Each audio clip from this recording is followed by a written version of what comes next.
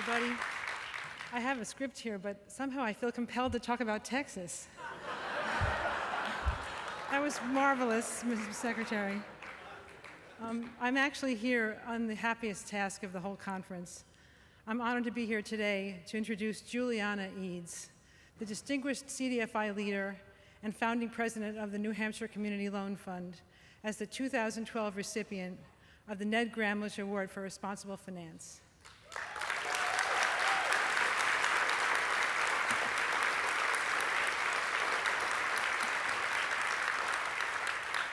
Julie is only the 5th person to receive this high honor, and it couldn't be more well-deserved. The annual award, named for a powerful advocate for CDFIs, recognizes a person who has devoted his or her career to advancing the CDFI movement's core values of social, political, and economic justice. As Mark Pinsky explained it, the Gramlich Award recipient should reflect the best of who and what we are. Julie fills the bill on all counts. She is a paragon of CDFI leadership, whose firm commitment to communities and ability to come up with innovative, scalable products have made an enormous impact, not only in her home state of New Hampshire, but in the nation. Julie is one of the founders of the National Opportunity Finance movement. She has played an important role in this movement since 1984, when she became founding executive director of one of the country's first CDFIs, the New Hampshire Community Loan Fund. She also helped found OFN back when it was a whole set of different initials, including NACDLF, I think, and served on its board at a very pivotal time for its organizational growth. As an entrepreneurial thinker and market innovator, Julie is driven by a deeply rooted belief that underprivileged people, family, and their communities should have access to the same opportunities as their more fortunate neighbors. What makes her work so successful is her unparalleled ability to create new opportunities for disadvantaged people in ways that build wealth, strengthen opportunities, and create positive change.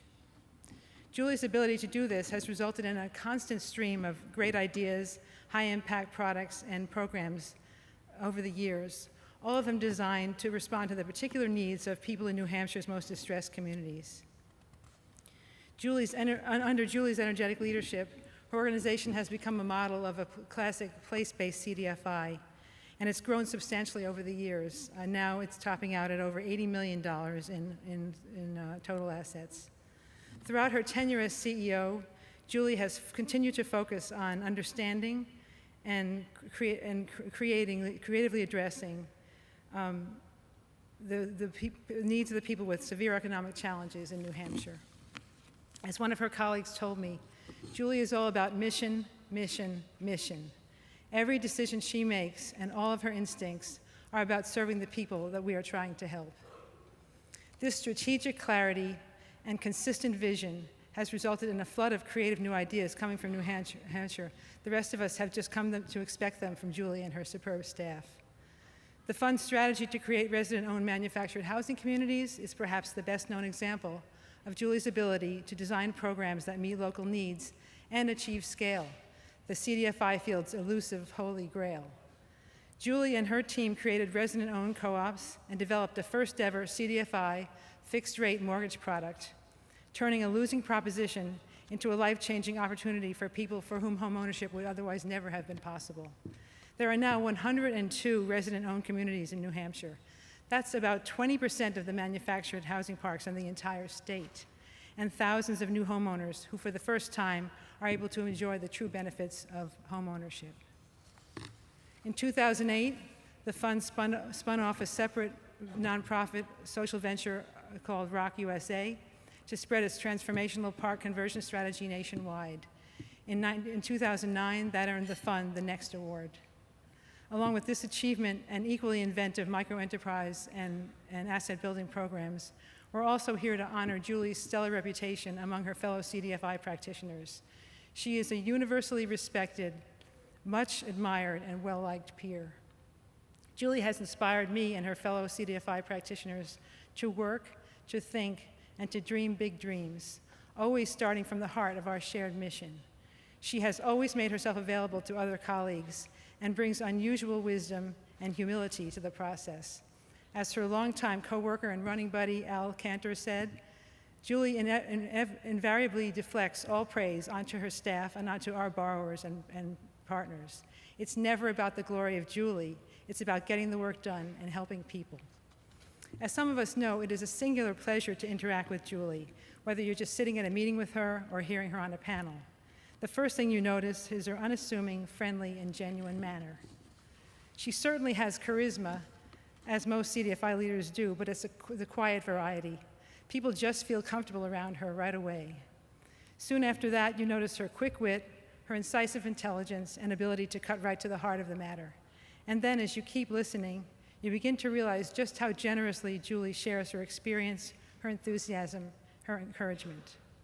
Best of all, she does this in the most down-to-earth, respectful, kind, and modest way possible.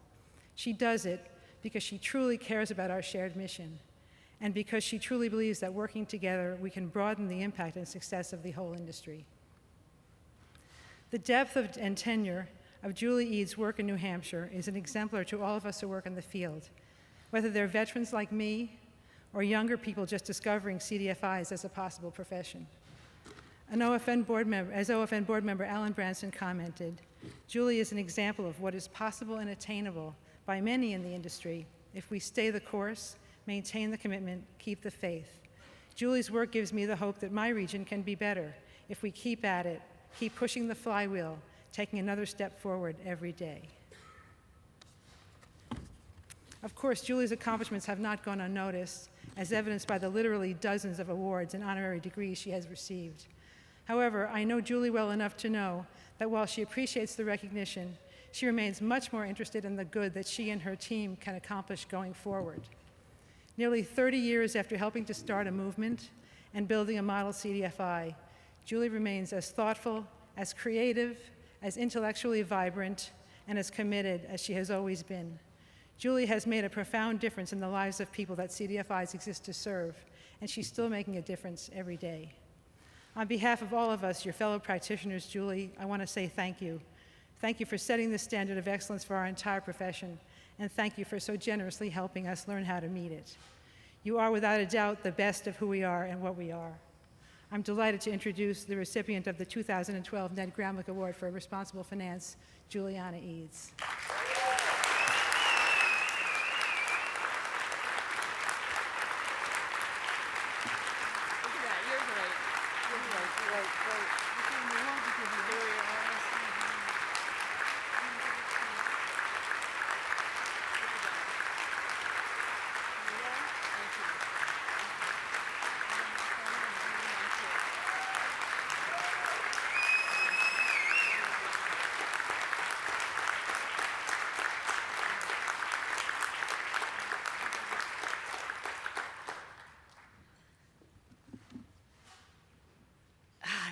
Told me not to be nervous, but how can you not be nervous after that? Thank you, Mary. It was a very pleasant surprise to get a call from Mark about 3 weeks ago, but after the shock wore off, all I could feel was pressure about what I was supposed to say today, as if, you're supposed to be really wise after all this time. But I don't know about you, but I feel like we're still just making this up and trying to figure out how to do it. And the New Hampshire Community Loan Fund feels really young to me, and our industry feels really young to me. So it's a little bit hard. I'm glad they took that Lifetime Achievement Award thing out of it, because that was really a lot of pressure. Although, it prompts me, though, to tell you do the embarrassing part of this speech right at the beginning. There's something about losing 100 pounds in a year and then getting a Lifetime Achievement Award that has prompted many of my kind friends in the audience to worry about me and inquire with my fellow members in New Hampshire whether I'm okay. So I want you to know I am okay.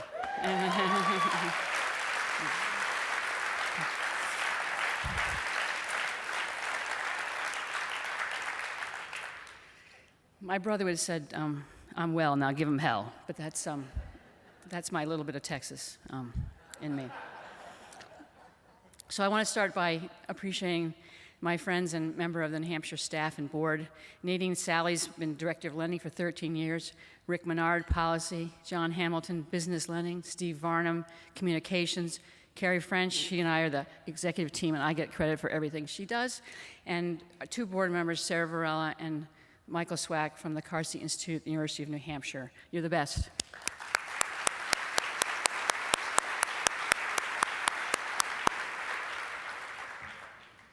I also want to be clear about this. It takes a village to raise a CDFI CEO. And the number one person in that village has always been Michael Swack, the guy who raised me up. And he founded the New Hampshire Community Loan Fund, and he also was on that founding board of this industry association, this movement, this association. There's no one better to strategize with than Michael. He's got that academic eye, that asks the big questions and maintains objectivity while I'm just completely buried in the problems and the dilemmas. But he's also enough of a practitioner that he can help you create bold tactics that are really practical too. So, we could be giving him the award today, but since we're not, I'm going to thank you, Michael, and I'm going to, thank you for all that you've done for the New Hampshire Community Loan Fund, for this industry, and for me personally.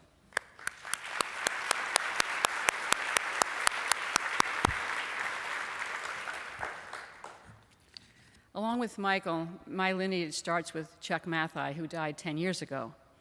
He led the creation of this national association, a year after helping Michael create the New Hampshire Community Loan Fund in 1983. And then Michael hired me to make this idea operational. But I want to really be clear, it was Sister Louise Foisey that taught me the nuts and bolts of this trade. The Sisters of Mercy were our first lenders and the first lenders to many other loan funds. Their tough and principled approach demands high social impact and reliable repayment. They set the original tone for this industry, and it serves us well today. I also don't want to get too nostalgic about the early days. Louise was very unimpressed with my MBA, and she was skeptical about me in general. Michael was glad to hire me, but most people don't know I was the only applicant for that part-time job. He says there were 2, but I was the only one that could take the part-time part of the job. I was really lucky to get a job that had the purpose that would let me channel my considerable anger about how the economic system works for people. Who knows where I would have been otherwise, I don't even want to think about it. I first learned about injustice as the younger sister of 2 brothers that I liked very much, and I followed them around everywhere. I'm sure I was a complete nuisance. But I have to say I was a proto-feminist by the 4th grade, and all my protests just got me in more and more trouble as I got older. There was no Little League for girls, and I couldn't be an acolyte in the church. But the final straw was, as an 8th grader in New Jersey, I expected to take over my brother's newspaper route, as he had taken it over from our oldest brother when he went away to college. But in the 60s, you had to be 14 years old and a boy to be a paper boy. But my parents, they let me take it over anyway, and we left the business in my brother's name, and the company didn't know the difference for quite a while. But by the time I did that, I was too busy with sports and school clubs to actually deliver the papers in the afternoon. So I hired other girls and younger boys to deliver the paper.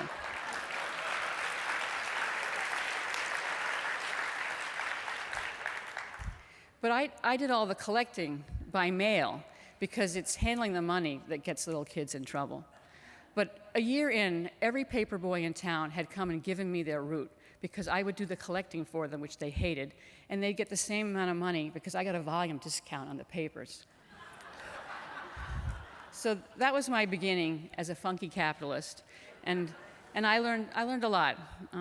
The first thing I learned was it was really fun to have my own earned money, and to be independent, and to pay for whatever I wanted, and to save for whatever I wanted in the future.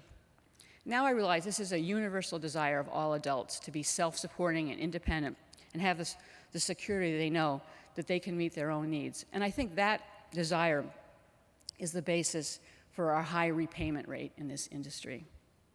Secondly, in the ups and downs of that business, there was management changes, corporate mergers, labor strikes, and technology upgrades. But I think my life-changing lesson was to observe that the arc of capitalism definitely bends toward injustice. at the risk of paraphrasing Mark, who's paraphrasing somebody else. So I left for college wondering if, isn't there a way that the economy could work better for everyone? And then, many years later, I'm lucky to have a job where we get to try to tweak capitalism so it's just a little bit fairer. It seems like our specialty as OFN practitioners is to see people and see their economic strength, whereas the bigger system doesn't see them at all or only sees weakness. And we all do this in a lot of different ways. And I was glad to notice that my calls for action today are completely compatible with Mark's calls. So first, as Mary said, there are 9 million homeowners out there who live in manufactured homes, and a third of them live in about 50,000 parks all across the country. And most of these homeowners have to pay cash for their home, or they have to use financing that was designed for cars. Manufactured housing is a larger stock of affordable housing than all the low-income housing tax credit, rent voucher, and public housing combined. And the average household income is less than $30,000, which is about 60% of the area median income. So this is an important unsubsidized affordable housing stock that is well worth our efforts to preserve and improve. In New Hampshire, we finally passed the first 100 mark. And if you want to hear the real story, Steve has put together this great little history of the first 100 in New Hampshire. And I don't want to take them back to New Hampshire, so there's a whole stack of them out there that you would be welcome to look at and enjoy. We try to keep with the People magazine theory of publications, and so you can read it in several short sittings if you want to.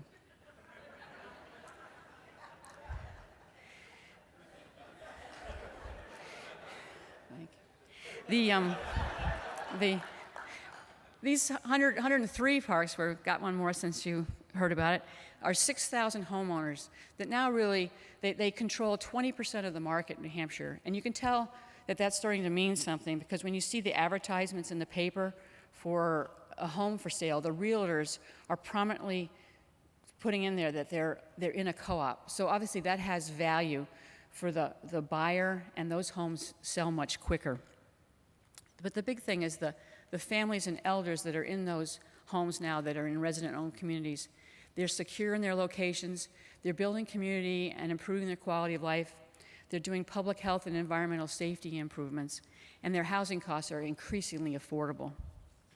We've made about $70,000 in loans, leveraging 2 or 3 times that much, and we haven't lost any money in that loan product. The conditions that make these cash cows for investors are also what make them an excellent credit risk. So I recommend it to you. Once the land is secure, then we were able to make $25 million of single-family homes. Our innovation is just plain vanilla mortgages on these homes, 600 of them over 10 years with a repayment rate of 99%. The availability of these real mortgages on homes on secure, cooperatively owned land means these homes appreciate as a family asset. We developed this mortgage product for people in cooperatives, so they would have the same deal, the same good terms that homeowners have on their own land.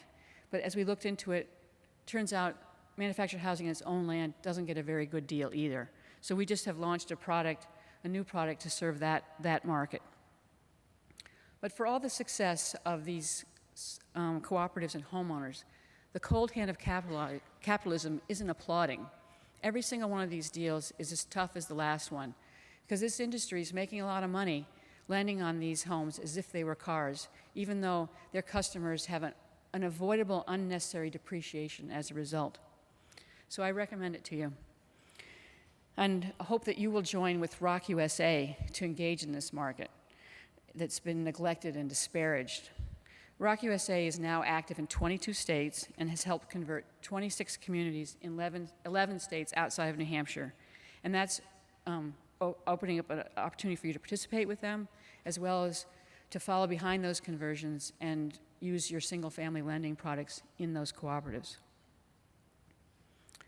Next thing I wanted to do is I wanted to give a little shout out to all the other small market CDFIs. We may not go to scale broadly across the country, but we have the knowledge of the micro markets to really go to scale deeply in those places we operate. Rock USA is going to take this resident-owned strategy nationally, and we're going to keep digging down in New Hampshire, adding things to the strategy. For example, we're lending for people to replace their pre-HUD code homes with energy-efficient new ones. And there's lots of other lending opportunities that come up once they control their environments. When Chuck Mathai and Michael were orienting me to what a community loan fund was, they explained we needed to do two things. The first one's the obvious purpose, how to find opportunities for excluded people to participate more in the economy because they have access to capital. But Chuck emphasized the second thing, which is that we have to talk to people with capital. And he was really good at talking. He was good at talking, and he was good at talking to people with capital. I already tried to give this award to Michael tonight, and I would give it away to Chuck, too, if he were here, but he's not, so I won't do that either. The second purpose about talking to capital is based on the belief that there's plenty of capital out there that's owned or managed by people who would put it to use for basic human needs if they only had a way to do that. And I think the genius of our industry is that we're able to take investment capital and put it to charitable purposes and then repay it to lenders once they need it back or we're done with it. Because the thing to think about, though, is it's individuals that own by far most of the capital in the United States. For example, there's $4 trillion in IRA accounts, individual retirement accounts, with most of it invested in money market funds. So individuals are choosing low rates and to leave it in one place for a really long time. Doesn't that sound like our kind of money? So IRAs, that would be a good thing to do. Of the $60 million of payables that we have in New Hampshire, 20% of it comes from individuals. That's $12 million from 370 investors who've loaned us mostly about $5,000 to $20,000 for about 4 years. And they renew 90% of the time, and they never ask us for reports, and they don't change their covenants from year to year. They don't have covenants.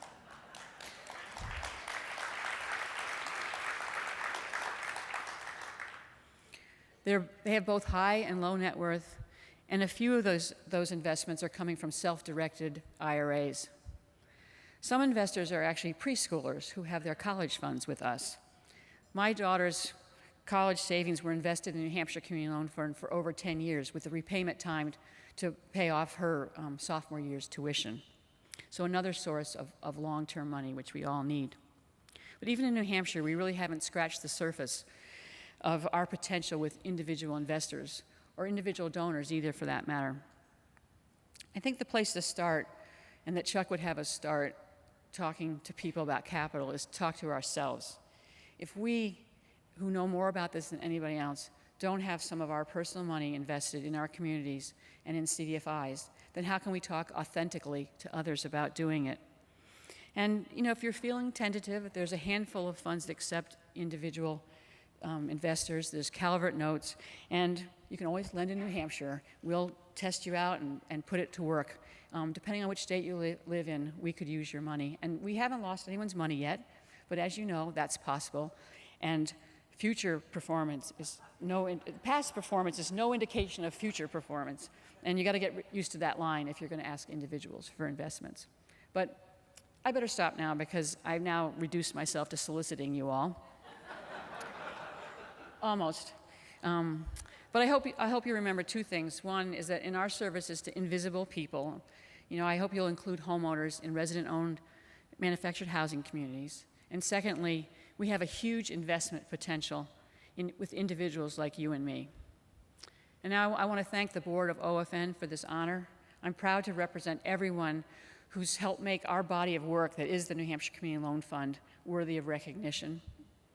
And also, the good company of previous award winners, I know Corinne is here, inspires me to continue our endeavors with my good colleagues at New Hampshire, with Rock USA, and with the CDFI industry, because I feel like we're all still growing up together. And I promise to keep doing my part to help bend that arc of capitalism just a little bit more towards justice. Thank you.